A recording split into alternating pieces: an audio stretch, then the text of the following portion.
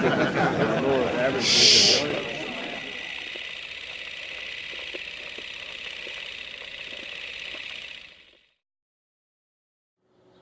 what's up everyone? Welcome to part 2 of the red tent restoration.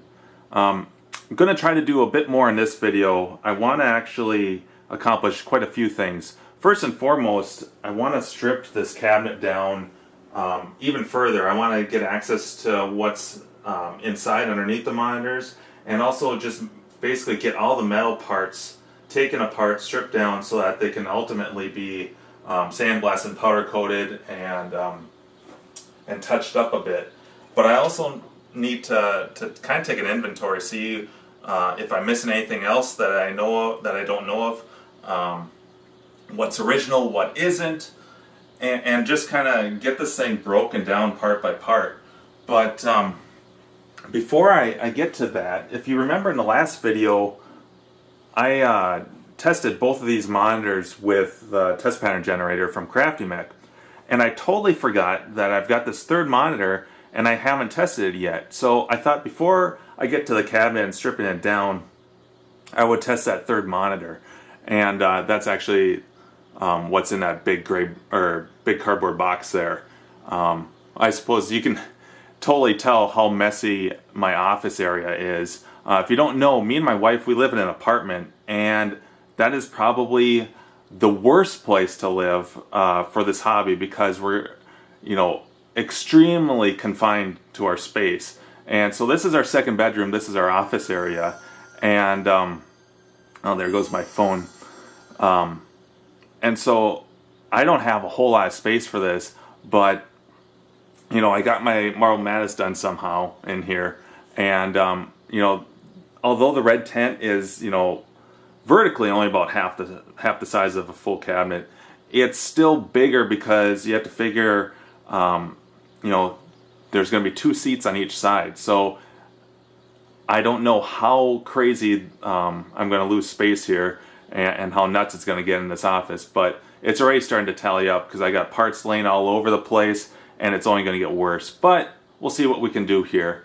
I need to go check that phone because that's probably my buddy Scott, and he's going to be helping me with this. So let me go grab that and we'll get started.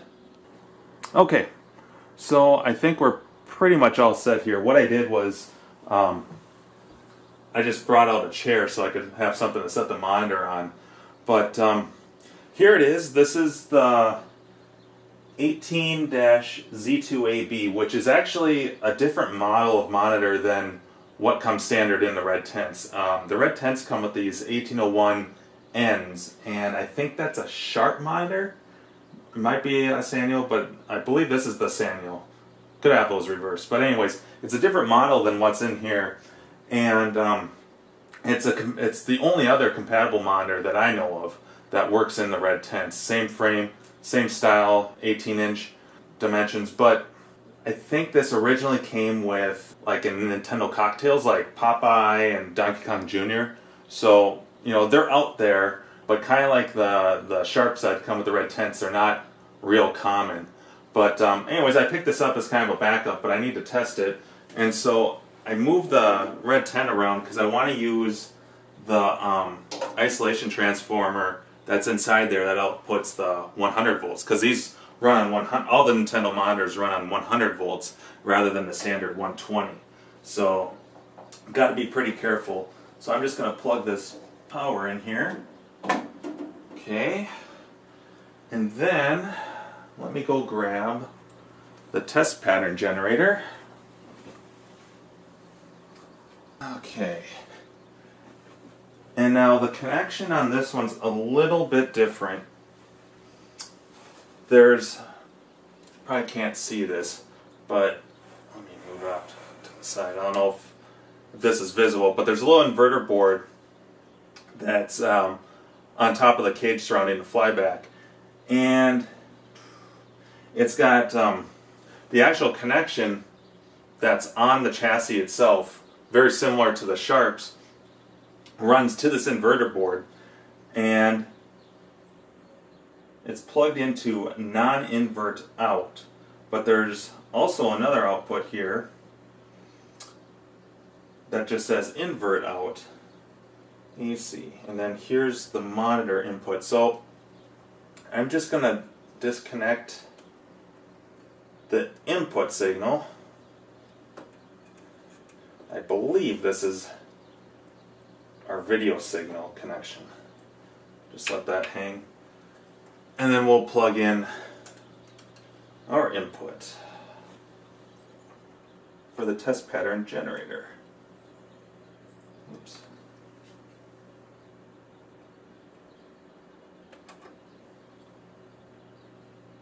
Just verify that I got this right. Looks pretty snug.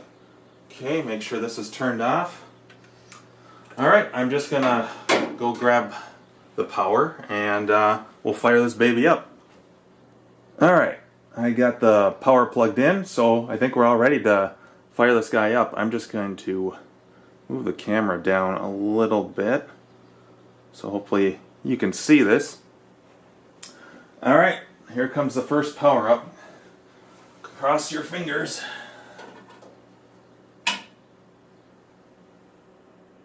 Okay, I hear high volt. Okay, there you go. So we do have a picture, which is good. Now let's turn on the test pattern generator, see what we get here. Alright. Looks like a nice stable picture. I mean, obviously the geometry is a little bit off. It could use some size adjusting and probably some positioning, but you know, just like these other two monitors, I just want to test it and make sure that it works and that we get you know, all the colors and stuff before I do any of that in. Plus I'm going to be rebuilding this monitor just the same as these other two. So the big thing is just to make sure the monitor works, that I'm getting all the colors, that it's a fully functioning monitor. That way I kind of know what I'm in for in terms of a project. But I'm just going to scroll through here and see what how everything looks. Okay, there's our checker pattern. I want to say, you know, it's a little gray. It's not like a pure white, but that could just be color setting, or you know, maybe it just needs a cap kit. There's our color bars. And you know, one thing to note that I just thought of is that the picture on this is much more stable than these other two monitors. You know, the one monitor we got kind of a slow horizontal bar that was scanning through vertically, and then on the other monitor it was kind of almost jittery, kind of pulsing, and this one it's completely stable. So that leads me to believe that the issues with those other two monitors weren't caused by the test pattern generator. You know, that's obviously can produce a stable picture just fine. So I'm going to guess it's probably something either in the caps, you know, or a power or voltage issue. So good to know. There's our red, green, and blue. Again, you can see this isn't completely dialed, obviously not dialed in, but it almost looks like kind of like a vertical line issue where things are scrunched up a little bit up here, whereas, you know, a little bit lower it's much wider, much fatter. So definitely needs some work. And even over here you got it's not 100% red. You got this kind of this gray bar. So not sure what that's all about.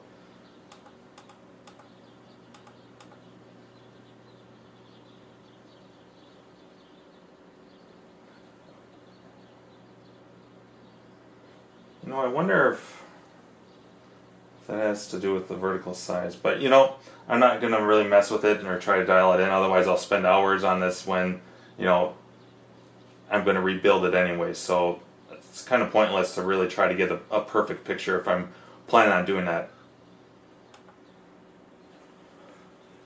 Convergence looks good. Alright, well, we know this monitor works, so I'm just going to turn that off. Unplug everything, and then when I come back, we'll start stripping the cabinet down further than before. Okay, so let's get to stripping this thing down a little bit further. Obviously I need to take the two monitors out, but before I do that, I think I'm going to remove this other control panel here just to free up some more space. And looks like it's just 4 screws, it looks like. I've actually got all the screws from the other control panel, so I'm going to throw these in there with them just to keep everything organized. So I'm just going to start with these guys here.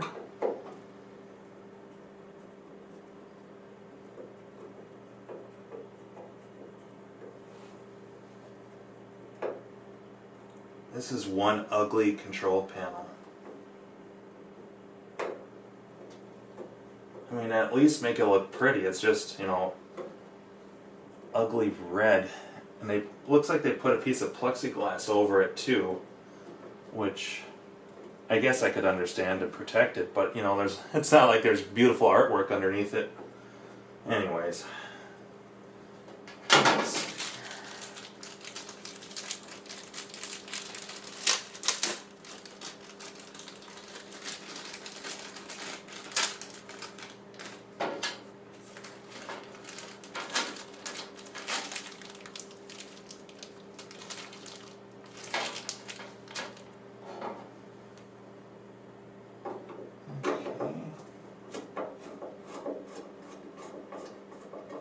And again, I've got this, everything's unplugged, so there's no power running into this cabinet. Just nice safety precaution.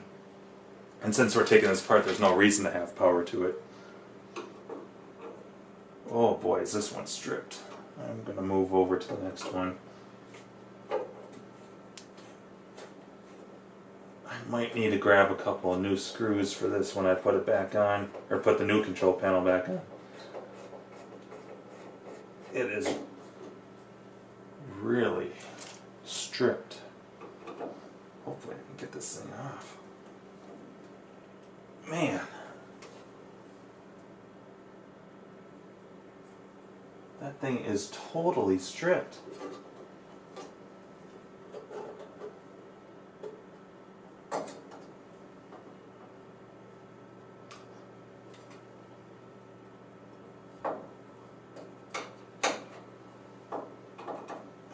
I'm going to get this thing off. Oh, there it goes. Oh.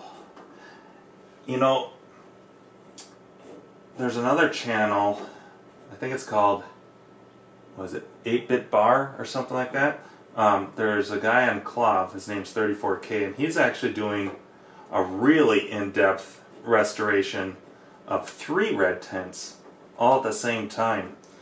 And he's got a tool in there that I think I'm going to have to pick up that he recommends, and it's called, boy is that rusted, it's called an impact driver.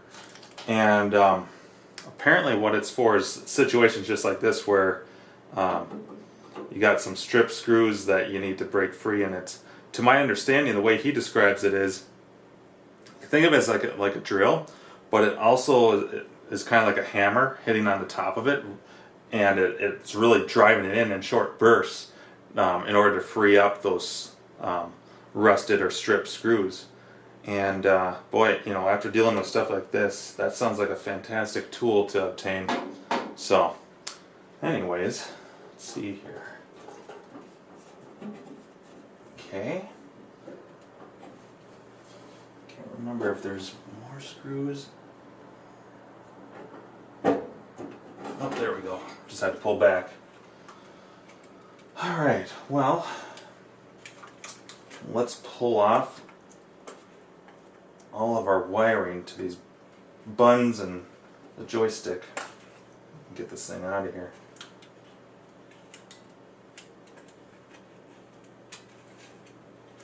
Oh, I see. It's kind of nice that they put these, I don't know what you call them, wire tabs in order to hold everything down. Alright. Well, you know, most of this is quick disconnects, which is always nice, and the other control panel was the same way. But I do notice that they decided they were going to solder these buttons on which is nice if you're never going to change it, but in this case it's kind of a pain. So I'm just going to cut those when I get to them.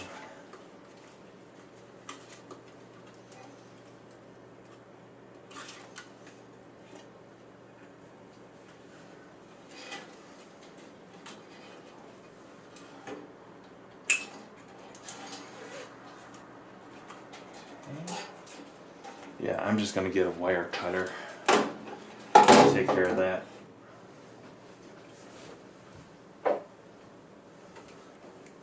Talk about valuable tools. I swear I use this thing almost more than the Phillips. Almost. Yeah, I'm just going to cut these off. I'm not even going to, I don't think I'm going to be using these buttons anyways. But if I do down the road, I can always just grab a soldering iron and clean them up. But for the sake of just getting this thing off here. Okay.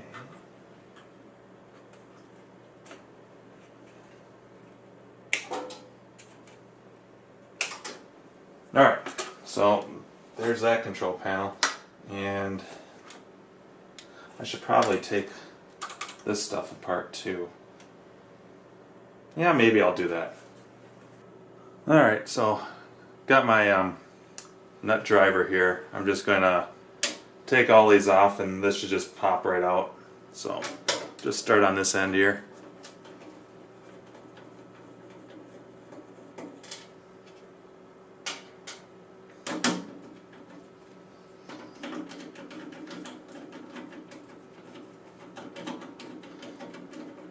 You know, for a brief moment I thought that you know, I could just fill these two holes in and use this, you know, reuse this control panel. And you know, it's still not a bad possibility. The problem is that one of these buttons overlaps with one of the old ones, and it makes it really difficult, you know, if you're going to fill that in without risking damaging something. It's just kind of a pain in the butt. And fortunately, there's a lot of these control panels available. You know, there's a lot of Red Tents out there, and a lot of people part them out or have parts for them, so it's not hard to come across. And you know, so for me, it's just not worth it. But if these were hard to come by, like with my Marble Madness, those control panels almost never show up all by themselves. So I had really no option other than to modify the Road Blaster's control panel. Either that or spend a fortune on the kit, which wouldn't have made much sense because I've got, I had the board already. And that ended up working out alright. It was a lot of work, and lucky for me, my buddy Brad is a really good metal worker, so he did a lot of the work for me. Alright, I'm just going to move this and throw these into my bag of goodies, all the other screws and bolts and nuts from the control panel on the other side. Just going to move this around here.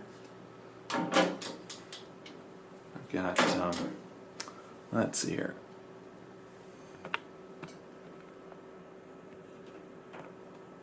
There we go. Got a couple more to go here.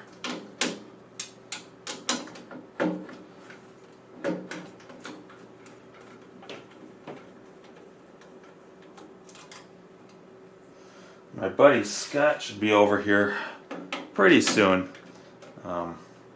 He's actually got my two-player T-Mech machine, which, if you're not familiar with, is about 6 feet by 6 feet. It's a two-player cockpit game. It's actually a really cool game made by Atari. And you kind of drive these futuristic tanks, and it's just kind of almost like a free-for-all where you're trying to destroy each other. So there's, you know, computer opponents, and if the two of you are playing, there's the two of you, and basically whoever gets the most amount of kills wins. And it's a freaking sweet game. Each player has their own surround sound setup, and you know, and this is like '94, so it's I would say the game was pretty ahead of its time. Oops, looks like I got a few more here to go.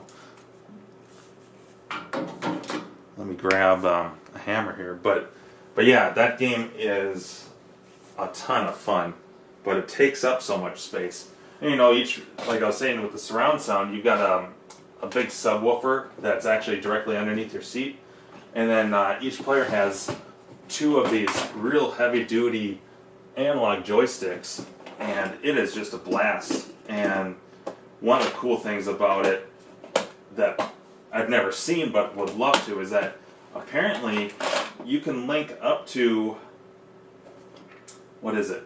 You can link two more of those up, so you can have three of those two-player cabinets linked together and have, you know, 6-player action going on, which would be freaking awesome. But yeah, that's pretty much his favorite arcade game, so we worked on that one together, and so he thought he'd come over and give me a hand with this one.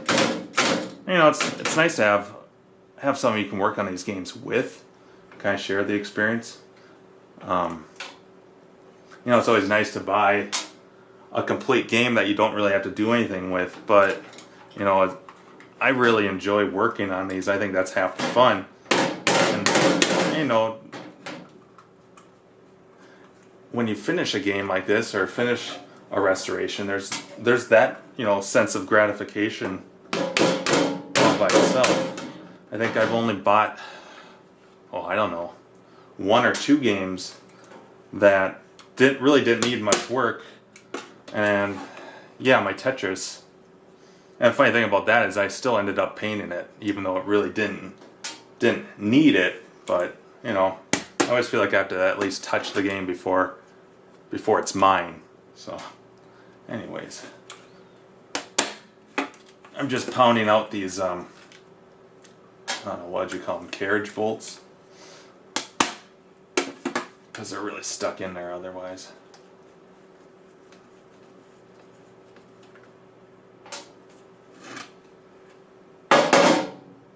Oops, I still got one more here that I gotta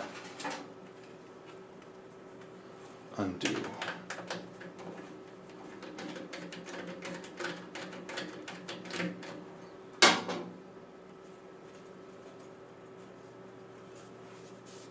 This one's being stubborn.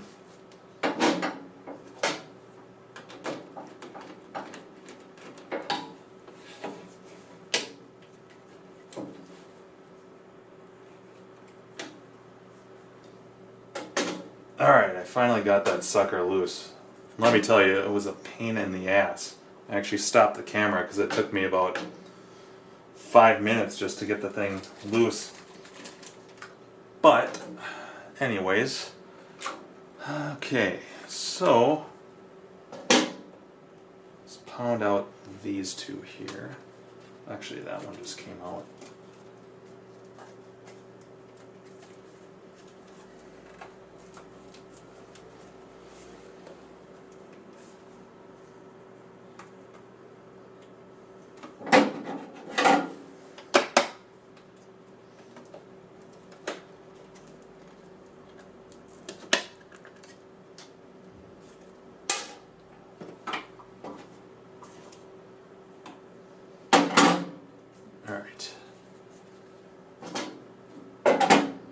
This control panel area works well as a tray.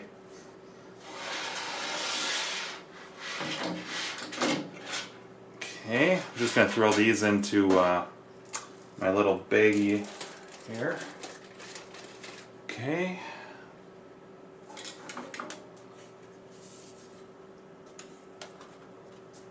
Okay, got to take all the buttons off.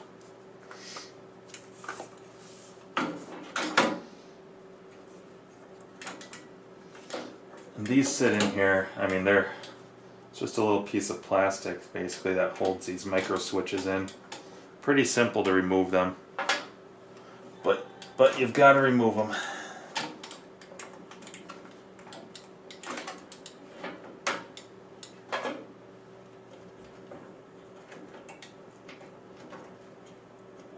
Okay.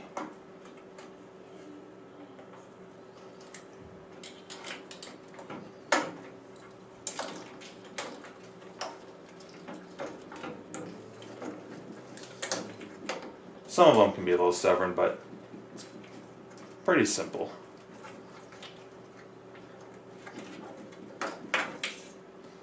Okay.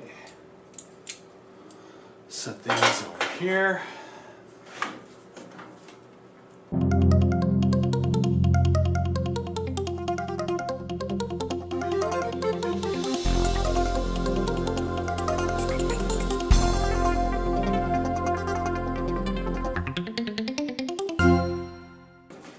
Almost got it here. Yo! Yo! Oh, and there's Scott. Scott is here. What's going on? Your maid let me in. My maid. Excuse me? I am no such thing. Alright, so got everything removed from the control panel here, so I'm just going to set this aside. And then now that my buddy Scott's here, we're going to get to starting to strip this cabinet down, probably start with removing the monitors and kind of go from there. So anyways, I'll probably speed all this up because this could get really, really monotonous. Anyways, here we go.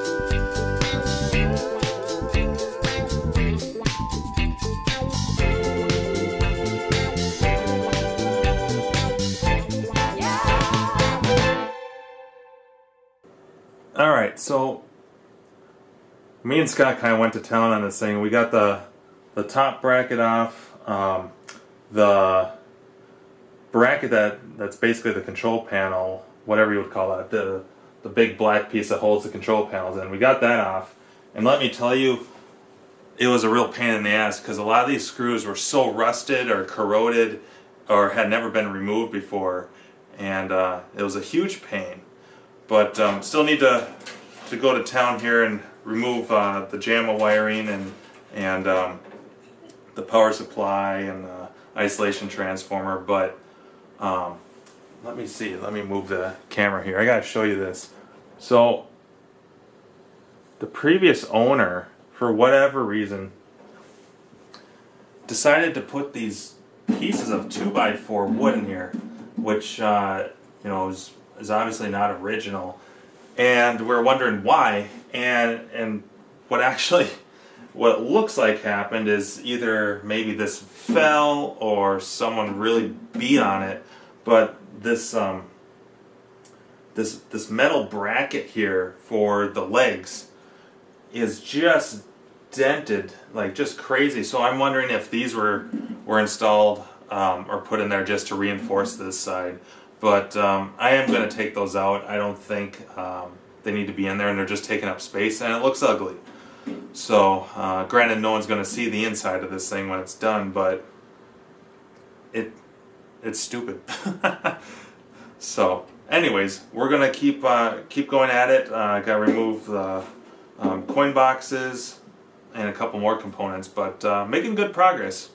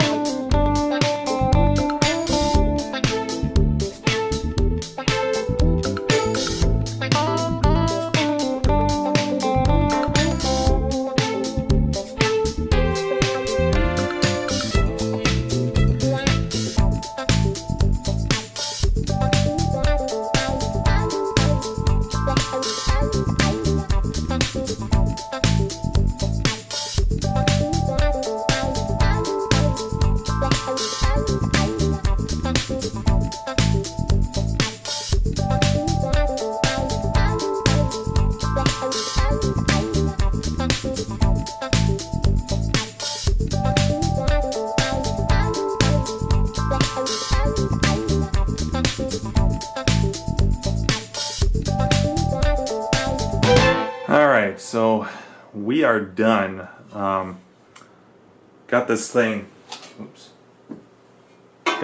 completely stripped down, at least as far as I want to go. I mean, there might be still a few screws or something, but for the most part it's all broken down, and now the next course of action will probably be cleaning parts, trying to get out any dents, straightening stuff. There's a lot of warped parts internally that need some attention, but this place is a freaking mess. I mean, there's parts everywhere. I mean, Scott's sitting in about the only available spot in my office now, so you know, I've got the door closed because I don't really want my wife to see this. That's pretty shocking, but this place is basically a disassembled red tent now. So now it's about an hour of cleaning all this stuff up. So anyways, I think I'm going to end there, and in the next video, I'm not sure what we're going to do. If Scott's over here, we're probably going to be working on the dents and the cosmetics. If it's just me, I'll probably work on polishing up some parts. But anyways, hope you enjoyed the video, and stay tuned for part 3.